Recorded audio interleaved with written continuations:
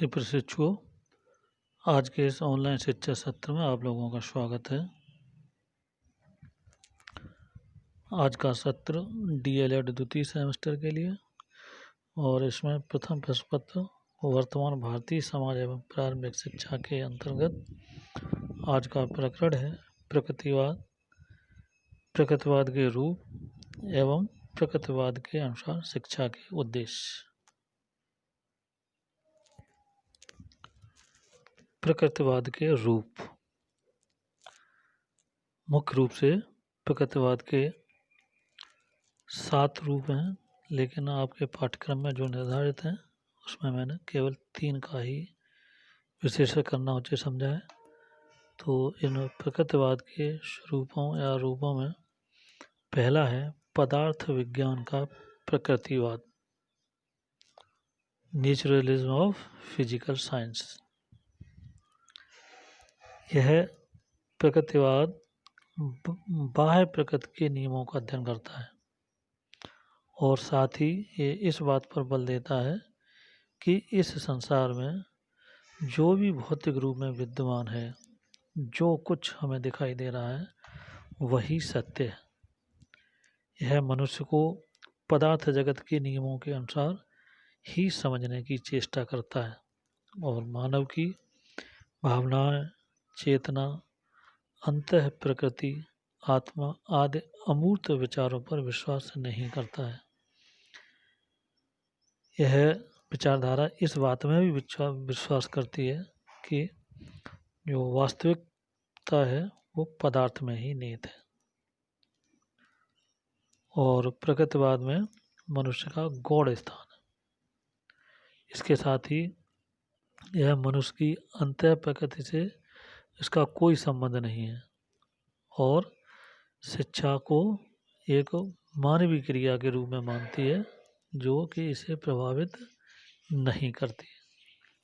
तो इस तरीके से ये जो आपका पदार्थ विज्ञान का प्रगतिवाद है, ये केवल पदार्थ, सब्सटेंस या मैटर की ही व्याख्या करता है और अन्य जो संवेदनाएं या मानव की जो भावनाएं या अमूर्त विचार हैं उन पर विश्वास नहीं करता है। दूसरा रूप है आपका यंत्रवादी प्रकृतिवाद, मैकेनिकल नेचुरलिज्म। यह यंत्रवादी विचारधारा मनुष्य को एक यंत्र के रूप में स्वीकार करती है और यह भी मानती है कि यह संसार का एक प्राणहीन यंत्र है जो पदार्थ व गति से निर्मित है और इस विचारधारा के प्रकृतिवादी जीवों की उत्पत्ति को पदार्थ व गति से मानते हैं। इनके अनुसार मानव में चेतन तत्व की उपेक्षा रहती है और वह इसे पशु के समान समझती है। इस विचारधारा ने मनोविज्ञान के क्षेत्र में व्यवहारवाद को जो है जन्म दिया है।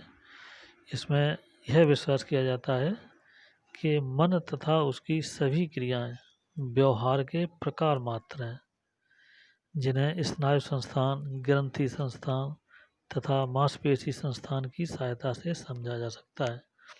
यह नियत में विश्वास रखकर यह मानते हैं कि संसार में जो भी परिवर्तन होते हैं वे सभी कारण कार्य नियम से आबद्ध हैं। कहने का तात्पर्य है कि जो भी निसर्ग के नियम हैं वो स्वतः संचालित हैं। परिस्थितियां समान आने पर वो नियम स्वतः ही क्रियाशील होने लगते हैं।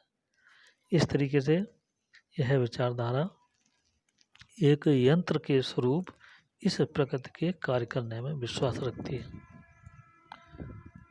और आपका तीसरा रूप है जीव विज्ञान का प्रकृतिवाद, बायोलॉजिकल नेचुरलिज्म।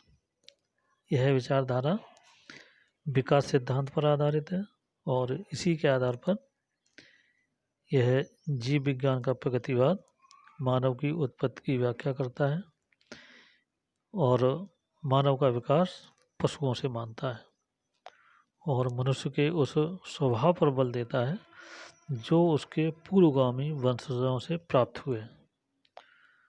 मनुष्य व पशु में बहुत समानता मानता है और दोनों की मूल प्रवृत्तियों में भी बहुत समानता मानता है। मानव के अस्तित्व के संबंध में यह दो विचारधाराएं प्रस्तुत करता है। पहली विचारधारा है स्ट्रगल फॉर एग्जिस्टेंस, मीन्स जीवन के लिए संघर्ष का सिद्धांत। जैसा कि हम इस प्रकृति में देख रहे हैं, प्रत्येक जीव अपने जीवन के लिए संघर्षरत है। दूसरा है सर्वाइवल फॉर द फिटेस्ट, समर्थ का अस्तित्व का सिद्धांत। मीन्स मानव को यह विचारधारा प्रकृति के हाथों का खिलौना मानती है और उसमें उसी प्रकार की इच्छा शक्ति जैसी कोई चीज़ नहीं मानती और उसकी स्वतंत्रता भी उसी प्रकार सीमित है जिस प्रकार अन्य प्राणियों की। कहने का मतलब इस संसार में, इस प्रकृति में जितने भी जीव हैं वो सभी अपनी उत्तम अवस्था प्राप्त करने के लिए गतिशील हैं, चाहे वो पशु हो चाहे मनुष्य हो। तो इस तरीके से ये जीव विज्ञान का जो प्रगतिवाद है ये मनुष्य को कोई विशिष्ट प्राणी न मानकर सभी के समान मानता है और इस तरीके से ये मानव को एक सामान्य प्राणी के रूप में स्वीकार करता है। प्रकृतिवाद और शिक्षा, नेचुरलिज्म एंड एजुकेशन। प्रकृतिवादी विचारकों ने शिक्षा के क्षेत्र में क्रांतिकारी परिवर्तन किए हैं और इनका मत है कि शिक्षा अध्यापक के हाथों से संचालित की जाने वाली प्रक्रिया नहीं है, वरन इसका संगठन व्यक्ति या बालक के अनुकूल किया जाना चाहिए। साथ ही यह विचारधारा भौतिक जगत की सार्थकता में विश्वास रखती है और आध्यात्मिक जगत की अवहेलना करती है। शिक्षा का कार्य किसी भी तथ्य का कृत्रिम ज्ञान देना नहीं है, वास्तविक ज्ञानार्जन प्रकृति पर निर्भर करता है। इस कारण प्रकृति का अनुसरण ही ज्ञान प्राप्ति का सर्वोच्च साधन है। और ये जो शिक्षा है उसको बालक के अनुसार मानते हैं कि बालक को शिक्षा का केंद्रबिंदु बनाया जाना चाहिए और ये विश्वास करते हैं कि सभी को प्रकृति की ओर लौटना चाहिए और जो बालक की मूल प्रवृत्तियां हैं वो शिक्षा का आधार होना चाहिए। इंद्रियां ज्ञान प्राप्ति का एक साधन है और ये पुस्तकीय ज्ञान का विरोध करते हैं और शिक्षा में लोकप्रियता को आगे बढ़ाने के लिए वकालत करते हैं। इसी को ध्यान में रखते हुए एडम्स ने कहा है कि प्रकृतिवाद शैक्षिक सिद्धांतों को क्रियान्वित करना या किताबी ज्ञान को प्रदान करने वाली कोई व्यवस्था नहीं है, वरन यह बालक के अनुकूल शिक्षा को ढालने की एक प्रक्रिया है जो बालक को कृत्रिम जीवन से प्राकृतिक जीवन की ओर ले जाती है। इस प्रकार प्रकृतिवाद के अंतर्गत प्राकृतिक नियमों को शिक्षा में अपनाने का प्रयास किया जाता है। उनका यह भी विश्वास है कि आधुनिक समाज के जटिल नियमों के फलस्वरूप ही मानव इस संसार में दुख भोगता है और यदि मानव को इनसे दूर रखा जाए तो उसके बहुत अधिक कष्टों का निवारण आसानी के साथ किया जा सकता है। तो प्रकृतिवाद के अनुसार शिक्षा के जो उद्देश्य हैं आइए उनको देखते हैं। पहला मूल उद्देश्य इन्होंने निर्धारित किया है मूल प्रवृत्तियों का शोधन। जो प्रकृतिवादी मनोवैज्ञानिक हैं उनमें मैकडूगल का नाम आपने सुना होगा। इन्होंने मूल प्रवृत्तियों की बालक की सहज प्रवृत्तियां बताया है और ये मानते हैं कि जो मूल प्रवृत्तियां हैं उनको परिशुद्ध कर देना ही मुख्य उद्देश्य होना चाहिए। रोस ने कहा है कि शिक्षा का उद्देश्य सहज मूल प्रवृत्तियों की ऊर्जाओं का शोधन, सहज आवेगों का मार्गांतरीकरण, सूतबंधन और तालमेल करना है। तो इस तरीके से जो प्रकृतिवाद का मुख्य उद्देश्य है वो बच्चे की या मनुष्य की मूल प्रवृत्तियों का शोधन करके एक नए मार्ग को विकसित करना है। दूसरा, व्यक्तित्व का स्वतंत्र विकास। जैसा कि आप जानते ही हैं, जो प्रकृतिवादी मनोवैज्ञानिक हैं उनमें रूसो, पेस्टोलॉजी, टीपीनन, इन्होंने अपनी अपनी परिभाषाएं दी हैं। इसके अनुसार शिक्षा का जो उद्देश्य है वो जन्मजात शक्तियों का स्वतंत्र विकास करने में सहायता प्रदान करना है। प्रकृतिवादी आत्मा व्यक्ति को शिक्षा का उद्देश्य मानते हैं और यह व्यक्तित्व के विकास करने में सहायता प्रदान करती है। और इनके अनुसार जो इंडिविजुअलिटी है, व्यक्तित्व है, उसका स्वतंत्र रूप से विकास किया जाना चाहिए।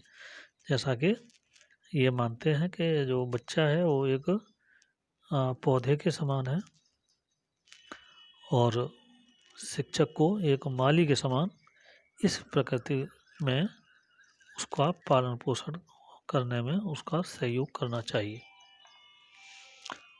अगला उद्देश्य है जीवन को संघर्ष के योग्य बनाना। जैसा अभी आप समझ रहे थे कि जीव विज्ञान के अनुसार प्रकृतिवाद, तो या वही चीज़ है कि जीवन को संघर्ष के योग्य बनाना। चार्ल्स डार्विन के सिद्धांत को आपने पढ़ा ही होगा। डार्विन ने मानव विकास सिद्धांत में कहा है कि अस्तित्व के लिए संघर्ष करना और योग्यतम सदैव विजयी होता है। तो इस तरीके से जो अभी 2 नियम आपको बताए थे, ये मनुष्य को जीवन जीने के लिए संघर्ष के योग्य बनाना है। और ये मानते हैं कि इस संघर्ष में वही प्राणी जीवित रह पाते हैं जो अपने को संघर्ष के योग्य बना लेते हैं, और जो कमज़ोर हैं वो स्वतः ही नष्ट हो जाते हैं। अगला है वातावरण से अनुकूलन की क्षमता विकसित करना। लेमार्क के अनुसार, जो कि एक प्रसिद्ध प्रकृतिवादी दार्शनिक हैं, वो कहते हैं कि प्राणी का वातावरण के साथ समायोजन बहुत आवश्यक है। विकास सामाजिक भी हो सकता है और आध्यात्मिक भी। वातावरण प्राणी का स्वामी है जिसका आदेश मानने के लिए वह बाध्य है। अतः वातावरण के साथ अनुकूलन शिक्षा का प्रमुख उद्देश्य माना जाना चाहिए। और ये कहते हैं कि जैविक, सामाजिक एवं आध्यात्मिक विकास तभी संभव हो सकता है जबकि व्यक्ति वातावरण के साथ पूर्ण समायोजन और अनुकूलन करके चलता है। अगला है आपका सुख की सुरक्षा का उद्देश्य। प्रकृतिवाद के अनुसार शिक्षा का जो मुख्य उद्देश्य है वो बालक के सुख को सुरक्षित रखना ताकि भावी जीवन भी सुखमय रह सके। रूसो ने इस संबंध में एक बहुत ही सुंदर कथन कहा है कि हे पिताओं, इस सरल बालकों की इन प्रसन्नताओं को क्यों छीनते हो जो कि क्षण भर में मिट जाएंगी। बाल्यावस्था के शीघ्र व्यतीत हो जाने वाले दिनों को क्यों कलुषित करते हो जो पुनः वापस नहीं आएंगे। क्या तुम बता सकते हो कि तुम्हारे बालक को कब मृत्यु बुला लेगी। कहने का मतलब यह है कि उन्हें जीवन का आनंद लेने दो, जिससे कि जब भी उनका जीवन समाप्त होने के लिए होगा तब तक वो अपना आनंद ग्रहण करते रहें। तो इस तरीके से मनुष्य के सुख की सुरक्षा का जो मुख्य उद्देश्य है वो प्रकृतिवाद की शिक्षा के उद्देश्य के अंतर्गत आता है। तो आज आपका सत्र यहीं समाप्त होता है। कल तक के लिए धन्यवाद।